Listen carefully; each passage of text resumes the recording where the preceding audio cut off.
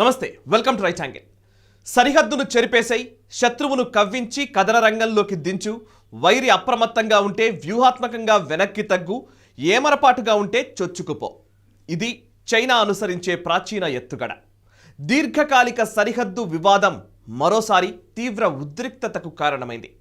June 15న తూర్పు లదాఖ్లోని గల్వాన్లో చొరబాటు, 20 మంది భారతీయ సైనికుల అమరత్వం తర్వాత తాజాగా మరోసారి సరిహద్దు దురాక్రమణకు పూనుకుంది చైనా. లదాఖ్ వద్ద ఎల్ఏసీ వెంబడి పలు ప్రదేశాల్లో భారత్కు చెందిన దాదాపు 1000 చదరపు కిలోమీటర్ల భూభాగాన్ని డ్రాగన్ ఆక్రమించింది. తాజాగా ప్యాంగాంగ్ సో వద్ద ఉన్న ఫింగర్ 4 నుంచి ఫింగర్ 8 వరకు 8 కిలోమీటర్ల పొడవున ఉన్న భూభాగంపై చైనా కన్నేసింది. సరిహద్దుల్ని మార్చేయాలని భారీ వ్యూహాన్ని సిద్ధం చేసింది. తూర్పు లదాఖ్లోని గల్వాన్ ఉదంతం తర్వాత భారత్ ప్యాంగాంగ్ సరస్సు ఉత్తర తీరంపైనే దృష్టి సారిస్తుందనే ఉద్దేశంతో దక్షిణ తీర ప్రాంతాన్ని ఆక్రమించేయాలని భావించింది. 500 మందికి పైగా సైనికులను చైనా మోహరించింది. ఆగస్టు 29వ తేదీ రాత్రి ట్రెక్కింగ్ పరికరాలు, తాళ్లతో భారత్ అధీనంలోని భూభాగం వైపు కదిలిన పిఎల్ఏ తద్వారా చుట్టుపక్కల ప్రాంతాల్లో భారత శిబిరాలను, కార్యకలాపాలను తేలిగ్గా పర్యవేక్షించొచ్చని భావించింది. చైనా కుతంత్రాలకు పాల్పడుతుందని పసిగట్టిన భారత సైన్యం ప్యాంగాంగ్ సో వద్ద వ్యూహాత్మకమైన 3 హిల్ టాప్స్ పై నిఘా నేత్రాలను మోహరించింది. వాటిపై నుంచి చైనా భూభాగంలోని పిఎల్ఏ కదలికలను సులభంగా పసిగట్టవచ్చు. అర్ధరాత్రి చైనా సైన్యం భారత్ వైపు వస్తుండడంతో వెంటనే స్పందించి చొరబాటు యత్నాలను తిప్పికొట్టింది భారత సైన్యం. ఆగస్టు 29వ తేదీ రాత్రి ప్యాంగాంగ్ సో దక్షిణ భాగానికి చైనా సైన్యం చేరుకుంటున్నారన్న సమాచారం తెలుసుకున్న భారత సైన్యం ఎల్ఏసీకి అతి సమీపంలో ఉన్న స్పాంగూర్ సోని కైవసం చేసుకుంది. వ్యూహాత్మకంగా భారత సైనికులు ఈ కొండపైకి వెళ్లడంతో డ్రాగన్ సైనికులు షాక్కి గురయ్యారు.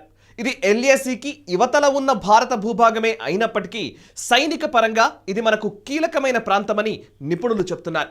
ఇంతకాలం డిఫెన్సివ్ ధోరణిలోనే వ్యవహరించిన భారత్ ఇప్పుడు అఫెన్సివ్ దృక్పథంతో ముందుకు సాగడంతో చైనా నేరుగానే హెచ్చరికలకు దిగుతోంది. యుద్ధానికి సిద్ధమంటూ సంకేతాలు పంపుతోంది. డ్రాగన్ తన యుద్ధకాంక్షను బహిర్గతం చేస్తూ తన అధికారిక పత్రిక గ్లోబల్ టైమ్స్లో సంపాదకీయాన్ని ప్రచురించింది. యుద్ధమే వస్తే చైనా ధీటుగా ఎదుర్కొంటుందని, భారత్కు ఓటమి తప్పదంటూ తన యుద్ధోన్మాదాన్ని వెళ్లగక్కింది. భారత్ కంటే శక్తి సామర్థ్యాల్లో చైనా ఎన్నో రెట్లు ముందుందని, అసలు చైనాకు భారత్ సమవుజ్జీ కానే కాదని గ్లోబల్ టైమ్స్ ఎడిటోరియల్లో పేర్కొంది. అమెరికా భారత్ వెంట నడుస్తుందనే భ్రమల్లో భారత్ ఉందంటూ కుతర్కానికి దిగింది గ్లోబల్ టైమ్స్. అమెరికా సైన్యంతో కలిసి పోరాడినా యుద్ధంలో భారత్ గెలవదని, దేశ సార్వభౌమాధికారాన్ని దెబ్బతీసే ఏ చర్యను చైనా సహించేది లేదని, చైనీయులంతా తమ వెంటే ఉన్నారంటూ దివాళాకోరు వాదన చేసింది చైనా.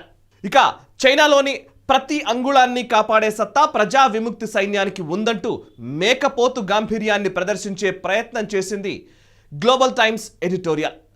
ప్యాంగాంగ్ సరస్సు వద్ద ఘర్షణే జరిగితే భారత సైన్యానికి మరో కొత్త ఓటమి తప్పదని, భారత్ తన సైనిక విభాగాన్ని పూర్తిగా మూసివేయాలనుకుంటే యుద్ధానికి సిద్ధం కావచ్చంటూ దురహంకార ప్రకటన చేసింది డ్రాగన్ దేశం. అసలు కోవిడ్ మహమ్మారి విలయ తాండవంతో ప్రపంచ దేశాలు ప్రమాదంలో కొట్టుమిట్టాడుతుంటే, ఆర్థిక మాంద్యం భయం దేశాలను వణికిస్తూ ఉంటే చైనాకు యుద్ధం పిచ్చి ఎందుకు పట్టుకుంది? గత కొంతకాలంగా భారత్ తన సరిహద్దులను పటిష్టం చేసుకుంటూ విదేశాంగ విధానంలో నూతన శకాన్ని ఆరంభించడమే డ్రాగన్కు కంటగింపుగా మారిందా? చైనా తన రహస్య ఎజెండాలో భాగంగానే కోవిడ్ వైరస్ను ఆయుధంగా ఎంచుకుందా? బ్లూ వాటర్ నేవీ స్టేటస్ కోసం తాపత్రయపడుతోందా? చైనా రహస్య వ్యూహాన్ని డీకోడ్ చేసే ప్రయత్నం చేద్దాం. 2017 డోక్లాం వివాదం, డెప్సాంగ్ ఘర్షణలను చైనా పథకం ప్రకారం చేయలేదంటారు అంతర్జాతీయ వ్యవహారాల నిపుణులు. అయితే ఇటీవలి కాలంలో జూన్ నుంచి కొనసాగుతున్న ఘర్షణ వెనుక చైనా భారీ కుట్రకు తెరతీసిందని నిపుణులు చెప్తున్నారు. సరిహద్దు వివాదం ఉన్న అన్ని దేశాల వద్ద కయ్యానికి కాలు దువ్వుతోంది చైనా. నిజానికి ఈ సరిహద్దు వివాదాల విషయంలో స్టేటస్ కో మెయింటైన్ అవుతోంది. ఏరి కోరి ప్రశాంతతను చైనా ఎందుకు భగ్నం చేసుకుంటోంది? ఒకేసారి అన్ని శత్రుపక్షాలతో ఘర్షణకు ఎందుకు దిగుతోంది అనే సందేహాలు ప్రపంచ భౌగోళిక రాజకీయ ఆవరణలో ఇటీవల తీవ్రమయ్యాయి. ఈ ప్రశ్నలన్నింటికీ సమాధానం బ్లూ వాటర్ నేవీ స్టేటస్. దీని ఆవశ్యకత ఏంటో ఇప్పుడు చెప్తాను. ఏరి కోరి కొరివితో తలగొక్కోదు డ్రాగన్. అమెరికాతో ప్రత్యక్ష యుద్ధానికి దిగే సాహసం చేయదు. అందుకు ప్రధాన కారణం ప్రపంచంలోని ఏ దేశంలోని గగనతలం, భూతలం, సముద్ర గర్భంలోనూ శత్రువును చిత్తు చేయగల ఏకైక సైన్యం శ్వేత సౌధం వద్ద మాత్రమే ఉంది. దీన్నే బ్లూ వాటర్ నేవీ స్టేటస్ అంటారు. దేశంలోనూ పరదేశంలోనూ యుద్ధానికి దిగగల ఏకైక దేశం అమెరికా. చైనా, రష్యా, భారత్ లాంటి దేశాలు ఖండం దాటి శక్తి ప్రదర్శనకు దిగే అవకాశం చాలా తక్కువ. భారత్ సైనిక శక్తిని భూతల రక్షణకే వినియోగిస్తుంది. సరిగ్గా ఇదే అదునుగా చూసుకున్న China blue water navy status కోసం కొత్త పథక రచన చేసింది. ఇటీవలి కాలంలో అమెరికా బలహీనపడడం, రష్యా ప్రభావం తగ్గడం, యూరప్ దేశాలు సహా అరబ్ దేశాలతో అమెరికాకు సఖ్యత లోపించిన కారణంగా కొత్త ఎత్తుగడను సిద్ధం చేసింది డ్రాగన్. ప్రస్తుతం చైనాకు గ్రీన్ వాటర్ నేవీ స్టేటస్ మాత్రమే ఉంది. అంటే తన భౌగోళిక సరిహద్దుల్లోని ప్రాదేశిక జలాల్లో మాత్రమే సైనిక దాడులకు దిగే సామర్థ్యం చైనాకి ఉంది అని అర్థం. చైనాతో పోల్చితే నావికాదళం విషయంలో భారత్ మెరుగ్గా ఉంది. అంతేకాదు తాజాగా చైనాను చుట్టుముట్టడానికి ఇండో పసిఫిక్ ప్రాంత సహచర దేశాలైన ఇండియా, జపాన్, ఆస్ట్రేలియాలను కలపాలని అమెరికా చూస్తోంది. చైనాను నియంత్రించేందుకు నార్త్ అట్లాంటిక్ ట్రీటీ ఆర్గనైజేషన్ అంటే నాటో తరహా కూటమిని ఏర్పాటు చేయాలని అమెరికా ప్రణాళిక సిద్ధం చేస్తోంది. ఈ పరిణామాలన్నీ డ్రాగన్కు భారత్ పట్ల ద్వేషాన్ని పెంచుతున్నాయి. వీటితో పాటు భారత్పై కాలు దూపేందుకు మరో కారణం CPEC, China Pakistan economic corridor. China యుద్ధ వ్యూహం మొత్తం భారత్కు ఉత్తర దిక్కుపైనే ఆధారపడి ఉంది. అందుకు ప్రధాన కారణం చైనా పాకిస్తాన్ ఆర్థిక కారిడార్ను పరిరక్షించుకుంటూ పూర్తి చేయడం. మరోవైపు ఈశాన్య భారతంలోకి చొచ్చుకొని వచ్చి అరుణాచల్ ప్రదేశ్ను ఆక్రమించుకోవడం కూడా చైనా తన టార్గెట్గా పెట్టుకుంది. చైనా ప్రభుత్వ యాజమాన్యంలో హాంకాంగ్ కేంద్రంగా వెలువడే వీపో అనే దినపత్రిక 2013లో ఒక ఆసక్తికరమైన కథనాన్ని వెలువరించింది. 6 wars to be fought by China in the next 50 years అన్నది దాని శీర్షిక. ఈ కథనం ప్రకారం చైనా చేయబోయే 6 యుద్ధాల్లో 3వ యుద్ధం అరుణాచల్ ప్రదేశ్ ఆక్రమణగా పేర్కొంది ఆ దినపత్రిక. అరుణాచల్ ప్రదేశ్ ఆక్రమణ 2020 నుంచి 2030 లోపు పూర్తి చేయాలనేది టార్గెట్గా పెట్టుకుంది చైనా. అదే సమయంలో పాకిస్తాన్ను ప్రోత్సహించి కశ్మీర్ను ఆక్రమించుకునేలా చేయడం ఇందులో భాగమేనంటూ కథనం పేర్కొంది. మొత్తంగా హిమాలయ పర్వతాలపై పట్టు సాధించి సిపిఈసి పూర్తి చేయడమే లక్ష్యంగా యుద్ధ వ్యూహాన్ని రచిస్తోంది చైనా. అసలు చైనాకున్న బలమేంటి, వ్యూహమేంటి ఇప్పుడు చూద్దాం. ప్రజా విముక్తి సైన్యమే డ్రాగన్ ఆయువు పట్టు. 1990-91లో జరిగిన గల్ఫ్ యుద్ధం తర్వాత కొత్త యుద్ధ పాఠాలు నేర్చుకుంది చైనా. చైనాకున్న అనేక అనుకూలతల కారణంగా విస్తృత యుద్ధ పద్ధతిపై దృష్టి సారించింది. దీన్నే ఇన్ఫర్మేషనలైజ్డ్ వార్ఫేర్గా నిర్వచించింది. ఈ తరహా యుద్ధ సిద్ధాంతాన్ని రూపొందించిన చైనా కమాండ్ కూర్పును కూడా మార్చివేసింది. దీన్నే యూనిఫికేషన్ ఆఫ్ కమాండ్గా పేర్కొంది. వార్ జోన్ క్యాంపెయిన్ అంటే WZC భావనను స్థిరీకరించింది. బలగాల కేంద్రీకరణను మార్చివేస్తూ 2016లో వెస్ట్రన్ థియేటర్ కమాండ్ను కూడా ఏర్పాటు చేసింది. ఈ వెస్ట్రన్ థియేటర్ కమాండ్ మొత్తం భారత్, చైనా మధ్య ఉన్న LACని పర్యవేక్షిస్తోంది. మరోవైపు టిబెట్లో PLA స్ట్రాటజిక్ సపోర్ట్ ఫోర్స్ PLASSFను కూడా ఏర్పాటు చేసింది.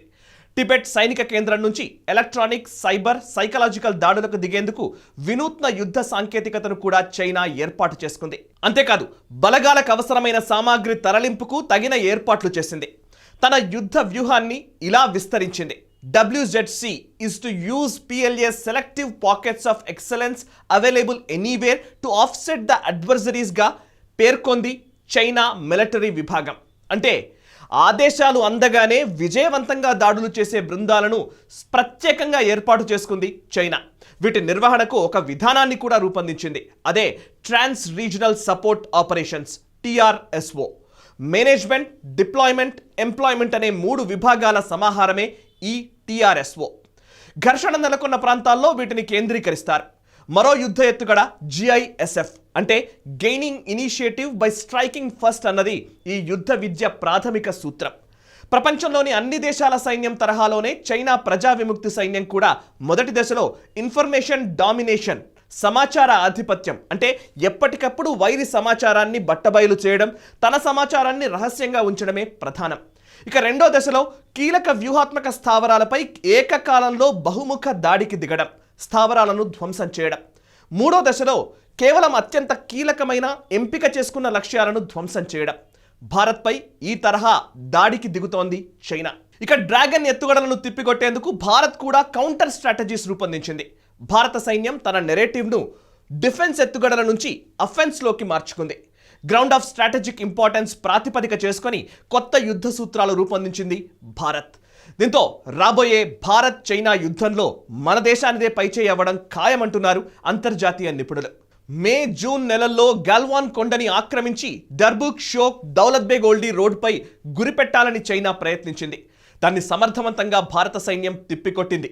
అనంతరం ప్యాంగాంగ్సో ఉత్తర భాగాన ఆర్మీ పోస్టులు ఏర్పాటు చేసుకుంటూ భారత్ను మరింత చికాకు పరిచే ప్రయత్నం చేసిన చైనా తాజాగా ప్యాంగాంగ్సో దక్షిణ భాగానికి చేరుకుంది. దీనికి ధీటుగా భారత సైన్యం వ్యూహాత్మకంగా ఆ ప్రాంతాల్లోని ఎత్తైన భూభాగాల్లో పోస్టులు ఏర్పాటు చేసుకుని డ్రాగన్కు కౌంటర్ ఇస్తోంది. ప్యాంగాంగ్సో సమీపంలోని రిచిన్లా, స్పాంగూర్ సహా దాదాపు అన్ని కొండలను భారత సైన్యం కైవసం చేసుకున్నట్లు తెలుస్తోంది. అంతేకాదు చైనా యుద్ధ ట్యాంకులను సరిహద్దు దాటించే అవకాశం లేకుండా హిల్ టాప్స్ పైన యాంటీ ట్యాంక్ గైడెడ్ మిజైల్ సిస్టమ్స్ని భారత సైన్యం ఇప్పటికే ఏర్పాటు చేసింది. స్పెషల్ ఫ్రంటియర్ ఫోర్స్ బెటాలియన్ వీటిని పర్యవేక్షిస్తోంది. చైనా బలగాల మోహరింపులను దృష్టిలో ఉంచుకున్న భారత వాయుసేన సైతం ఇప్పటికే సరిహద్దుల్లో నిఘాను తీవ్రతరం చేసింది. సుఖోయ్ 30 MKI, జాగ్వార్, మిరాజ్ 2000 యుద్ధ విమానాలను తూర్పు లదాఖ్ సరిహద్దుల్లో సిద్ధం చేయగా భారత ఆర్మీ యుద్ధ ట్యాంకులను తరలించడమే కాదు కొండ ప్రాంతాల్లో యుద్ధం చేసేందుకు ప్రత్యేకంగా శిక్షణ తీసుకున్న మౌంటైన్ కోర్ విభాగాల సైనికులను డ్రాగన్ మెడలు వంచేందుకు రెడీ చేసింది. అటు చైనా వాణిజ్యాన్ని కట్టడి చేసేలా మలక్కా జలసంధి వద్ద భారత నావికాదళం పూర్తి ఆధిపత్యాన్ని ప్రదర్శిస్తోంది. మొత్తంగా భారత త్రివిధ దళాలు చైనా యుద్ధకాంక్షకు గట్టి జవాబునిచ్చేందుకు విస్తరణవాదాన్ని నిలువరించేందుకు సిద్ధంగా ఉన్నాయి. భారత ప్రభుత్వం కూడా ఇప్పటికే ఆ దిశగా సైన్యానికి దిశానిర్దేశం కూడా చేసింది. యుద్ధమే అనివార్యమవుతున్న ఈ పరిస్థితుల్లో రణరంగంలో ఈ జాతి జయకేతనం ఎగరవేయాలని మనము కోరుకుందాం. ఈ వీడియో నచ్చినట్లయితే వెంటనే లైక్ చేయండి, 10 మందికి షేర్ చేయండి అండ్ మీ కమెంట్స్ రూపంలో మీ అభిప్రాయాలు మాతో పంచుకోండి. మనసా వాచా కర్మణ దేశహితం కోసం చేస్తున్న మా ప్రయత్నాన్ని ఆశీర్వదించండి. నేషనలిస్ట్ హబ్ యూట్యూబ్ ఛానల్ని సబ్స్క్రైబ్ చేసుకోండి. ఒకవేళ ఆల్రెడీ సబ్స్క్రైబ్ చేసుకున్నట్లయితే మీకు తెలిసిన వారి చేత కూడా ఈ ఛానల్ని సబ్స్క్రైబ్ చేయించండి. Thank you very much.